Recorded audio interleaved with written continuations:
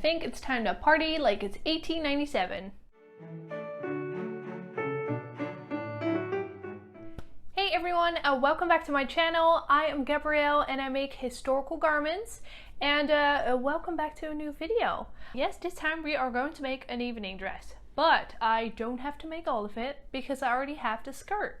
Now, Victorians were pretty smart. They often made interchangeable bodices with their skirts so they could adjust them from day wear to evening wear and the other way around. So that is what I'm going to do. I've looked at some extant dresses again. As you know, I like to do my research before I start a project, and I found some very cool extant garments that had different bodices, and some of them showed that they were updated. So they were either changed or they had some fabric left over, and then years later they made a new bodice so it could fit again with the changing fashions. So I'm going to be very historically accurate by using all the leftover fabrics from my skirt and my jacket and whatever else I can find in my stash. I am sure I have something somewhere, and come up with something that is evening dress worthy. One dress that I really liked a lot because it reminded me a lot of my dress is this one. I found it at the Met Museum site, as usual. It is not by Worth, it is by a different designer. I know a lot of people out there love Worth and think all of his dresses are amazing, and yes, they are amazing, but I'm more interested in what did people like me make. What if you didn't have the money to go to a fancy dressmaker, or you would just go to your local dressmaker and try to come up with fashions that can compete with all of these designer dresses. So I'm going to be using a pattern drafting technique again, just like last time, and it's also the exact same book I used for my skirt. If you haven't seen that one, I highly recommend you go check that one out first, because we're running into some problems again. For some reason, this guy just made it a hobby to leave out information, and not just any information, no, a vital information to finish your pattern. So I'm going to link it down below, but just so you know, I'm not going to include a step-by-step this time, just because I'm not sure I did it 100% correctly. But if you're making it and you need any help, just don't hesitate to reach out. I'd be happy to help you figure it out. And also, just watch the rest of the video so you can see how I fixed it, and it's a bit different than last time. Now, I also have a little surprise and something that's definitely going to help us make a bodice that looks like it was made in the 1890s, so stay tuned for that. But first, I'm going to show you the mock-ups that I've made, because I've already done some work, and I made 2 mock-ups just to show you the things that were wrong with the pattern to begin with, or, you know, I probably did wrong, and then how I solved it in making the second bodice. So I'm going to show you how that looks, and it's time to get back into my corset. I'm all back in my outfit so I can try on the first mock-up and show you guys what it looks like. But first, I have already told you many times how important undergarments are. In this case, I've actually made a new bum pad, but got a bit too carried away. So she's a bit too big in the back, but I can fix that. But I really love the new hip shape it's given me. If you want to check how it looked like before, go check out my Victorian skirt video, because there I'll be wearing my old one, which is this one, and my new one is definitely like twice as big. I made this mock-up after I finished the pattern, but I felt like the neckline was looking a bit weird, and I couldn't quite figure out in the instructions where it went wrong. So I decided to just make a mock-up and see it on me and then go and fix it from there. I really love pattern drafting, but sometimes I just like to see things on a body, and it can sort of help figure out what's wrong and how to fix it on paper after. So it fits okay. It fits pretty good. Like from here to there, it's good, but the neckline is all weird. It's standing out too much. It's too low. It's supposed to be higher up because this is a standard bodice. It's not the evening bodice yet. But besides that, like this shape is very nice. It's not bad for a first mock-up. But the next one is actually a lot better. I already made it, and that one has sleeves, so let's quickly put that on.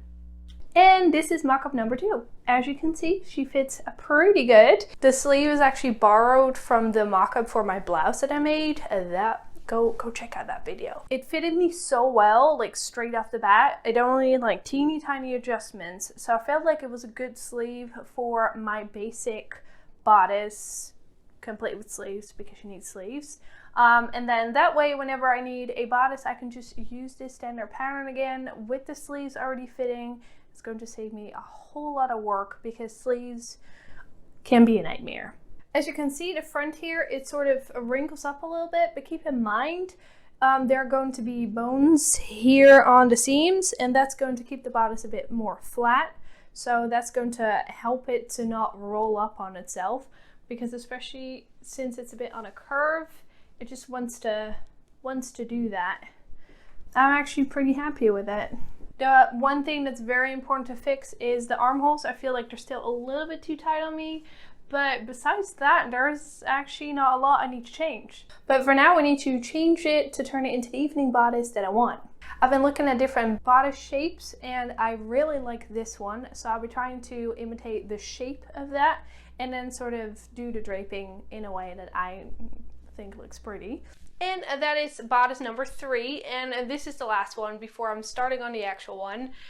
I made a teeny tiny oopsie because I forgot that the previous mock-ups were made from a polyester cotton blend, and it was a bit more stretchy, and I sort of didn't realize until I made this one out of 100% cotton. This one is not as stretchy, so I do not have enough space at the front. Like I can barely close it as is. So in the pattern, I will definitely need to give it a bit more space center front. I always give a little bit extra space just because I want to make sure that I can actually alter a garment, and if you barely have any seams, that's going to be very hard.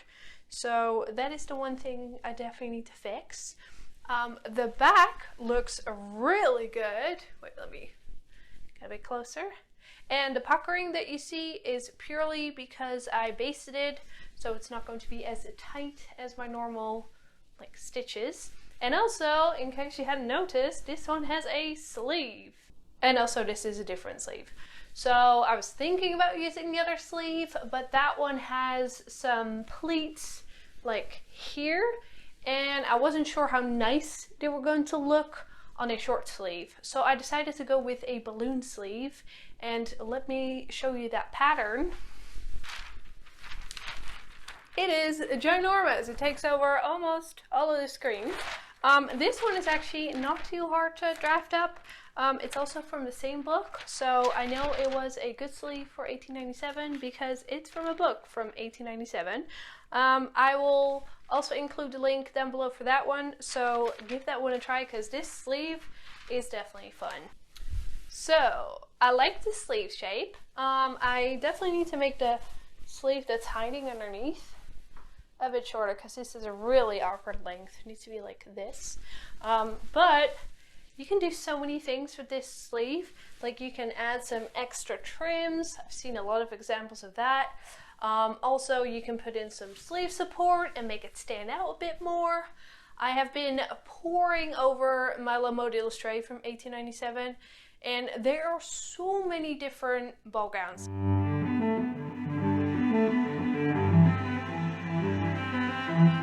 So when you're trying to pinpoint what exactly is an 1897 sleeve, it's actually not as straightforward because everyone had so many different options.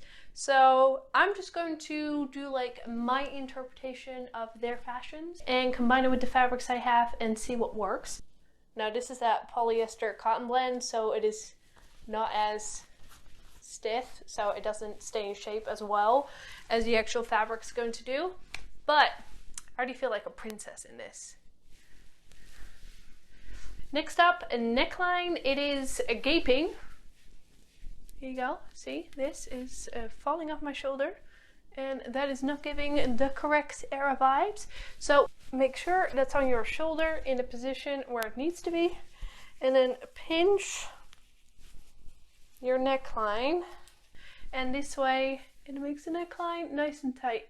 Now, as you can see, my chemise is sticking out. For now, I'm just going to make the neckline a little bit smaller, so it is just about going to fall over the chemise, but the neckline is not going to be too closed up because I kind of like this open feel. And also the shape of this bodice, it fits so well with this type of skirt. And the nice thing is I can attach hooks and eyes to the back, and that is going to keep the bodice like tight on the skirt so it can't move around when you're doing all your things. So when you are wearing something and you pull your arms up and your whole bodice is coming with you, you need to fix your armhole. Okay, now that the pattern part is all discussed, I'm going to show you some of the fabrics I have so we can see the kind of combinations we can make with that. First of all, I have this fabric and this fabric. This is a pretty lace that I found somewhere online, I don't remember. And this one is actually antique bobinette, which I've been deciding on what to do with it because it has some damage. So only part of it is really usable, and I wanted to make sure it's actually for a worthy project. So that is this. See how gorgeous that is. Okay, now we have a cute neckline, and then I have some leftovers of my skirt. Let's break this and then make the sleeve in this. See, this is how I always sort of envision how things are going to look like. Actually, go check it out, see how it looks together, and I think this might be a good one. Okay, I got some thinking to do, but first I need to finish my pattern, cut it out again in the actual like good fabric for the lining, and then I can actually start draping and designing and making all the pretty things. So I need to get back to work and make this thing. But first, my little surprise is actually a bodice from what I think is 1880. I am not 100% sure, but I've asked some other people on the internet and they helped me date it a bit. Some were thinking 1870, some were thinking early 1880, so around that time. And yes, it is not a bodice from 1890, but a lot of stuff in this bodice can actually show us how bodices were constructed, and there are a lot of similarities to 1890s bodices. Now, this is a homemade bodice from what I can tell. There's no label or anything, but you can definitely tell it is made with a lot of attention to detail. So I'm going to show you what it looks like and all the cool things we can learn from it. So here is the bodice all laid out. I have put it on some special paper for it to protect it. I've also cleaned the table and took all the sharp bits off the table, and I've washed my hands and I've taken off my rings because I don't want to damage anything. Now, the one thing that I noticed about this bodice straight away when I got it into the mail is the buttons are not antique. These are newer ones. They sound like plastic, so they were probably replaced, and also they're not even the same size. The seller that sold me this bodice also had another bodice, a black one that was very similar to this one, so they may have belonged to the same person, but that one had all cloth buttons, so I'm trying to imagine this with prettier buttons than these, but that's all beside the point.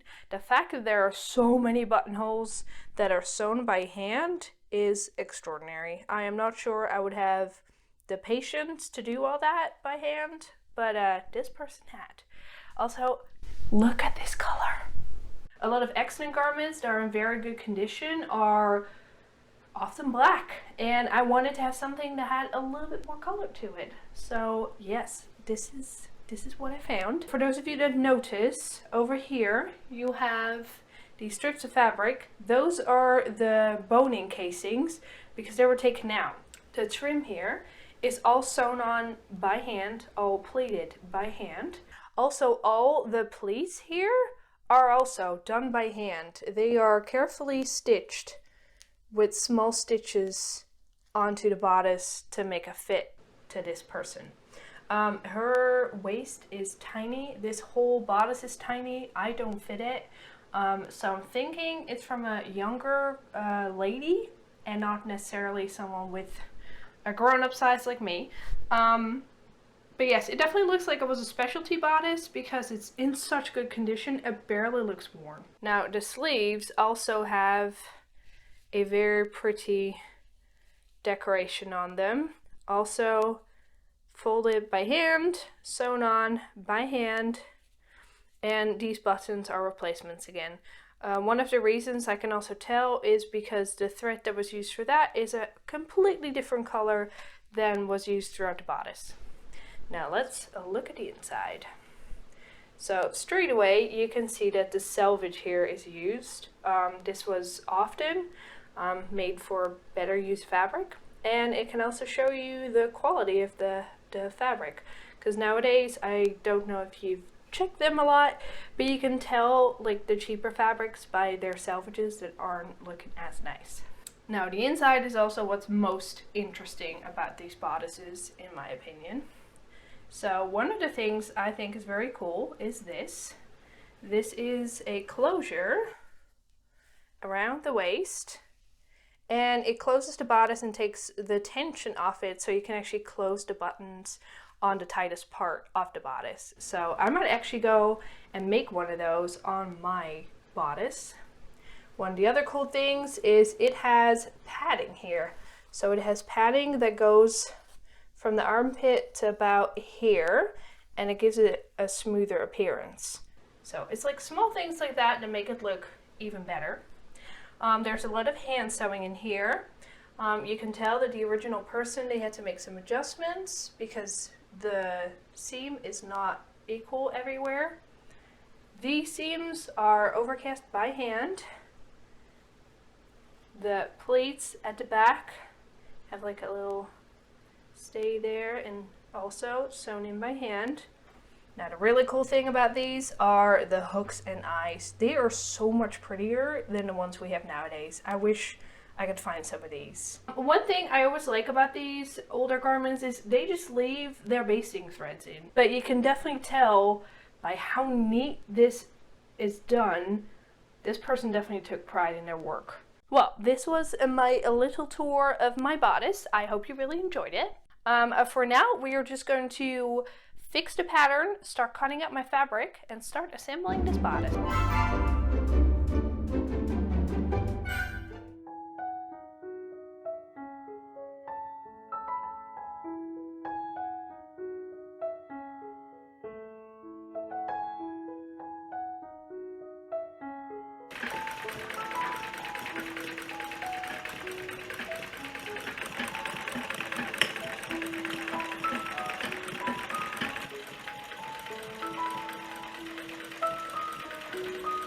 What do you think? She is almost ready. We're in the final stretch of finishing this evening bodice, but I wanted to try out the draping before I cut it out in the actual fabric. So what you see now is a pretty bedsheet cut to pieces, and it definitely helped me to sort of envision how I want it to look like. And now I can just cut this to shape, because here you got like these bits still, and then cut it out in the actual fabric, and then I can drape it properly in one go without wasting any fabric. Also, I made another mock-up sleeve just to make sure that if I made it shorter, it was going to look the way I wanted it to, and yes, it does. I think it's a very cute sleeve, and we can make it bigger. I'm actually going to be making some sleeve wires. I found some different versions of sleeve supports in the 1890s, and I really like the wire version because I had some wire lying around, so I figured I could give it a try. So I'll be making those next. And we're also going to do some boning.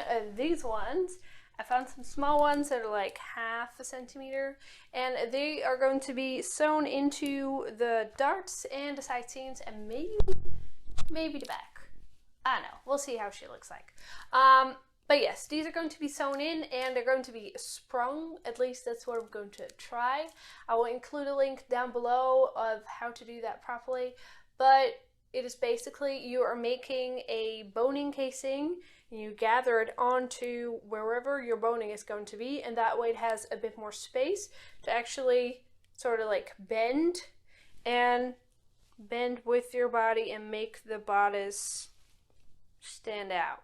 Okay, that's the general idea. So I'm going to give that a try for the first time, so hopefully that's going to work out. There are still some things I need to do before this is actually finished and wearable, but this promises to be a very nice party dress. Time to get back to work, and the next time you see me, I should be finished with this dress and ready for a party. Here's how I make my sleeve wires. First, I found whatever wire I could find in the house, and yes, that was also a pair of old coat hangers. Then I cut them out to shape using wire cutters. And then make sure you measure them because nobody wants wonky sleeves. Then with some tape, I made sure that the circles stayed in shape while I was working on the rest. And then it's time to shape the coat hanger into a circle as well. Then make sure you measure again so that both sides are going to be the same. Then I bent the smaller circles a little bit just to make sure that they're going to stay like as big as I need them to be and don't fall flat when they're inside the sleeve. Then inserted the bigger circle and used some tape again to keep it all in place. Then I used some twill tape and sewed that around all the sharp edges to make sure it's also nice and safe for your armpits. Then the last thing to do is add some straps. And here you go, you have a working pair of sleeve wires.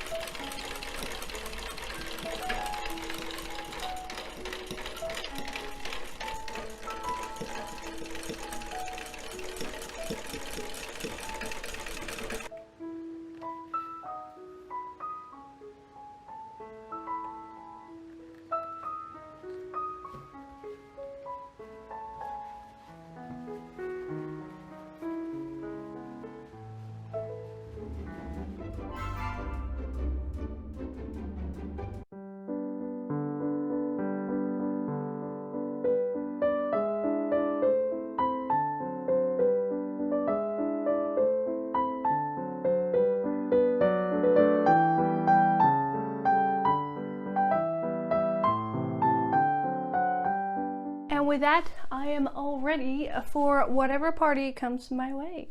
I can't believe how long this took. I definitely sort of underestimated the amount of time and hand sewing this bodice was going to take me. So I decided to not show you guys everything about this thing this time, but I am planning to make another bodice in the future because I still have fabric left. So I'm planning on making a day bodice at some point and then focus a little bit more about the stuff that goes into the bodice and not as much the fit of the bodice. But I have some other cool projects I want to work on first. One of them is the one I'll be making for next video. It's quite a surprise what, but it is going to be working for Edwardian as well as late Victorian. So make sure that you subscribe to my channel and hit that notification bell so you will know when that video is coming up. Now my sleeve wires are doing an amazing job of keeping these sleeves nice and full, especially the balloon sleeve. It's nice and big. Like, that's definitely a party sleeve, don't you think? I really like it. I think these are my favorite sleeves so far. Oh, and look. See this? This is a very cool vintage cameo I found and it fits perfectly with my dress, and I kind of want more of them now. For those of you that don't follow me on Instagram, I reached 1,000 followers this week, and also it went up to 1,250 already, but I am doing a 1,000 follower giveaway there, so I'm giving away one of my patterns. Go check out the link down below and see what you need to do to win one of my patterns and start making all the pretty things. I really want to thank everyone who watches my videos. I am so grateful to each and every one of you. I'm really excited about sharing everything I know with you and helping you on your historical sewing journey. For now, I just need to go and find a party so I can actually wear this dress outside instead of just in my own sewing room. I think it's just time for a happy dance, and see you all next time.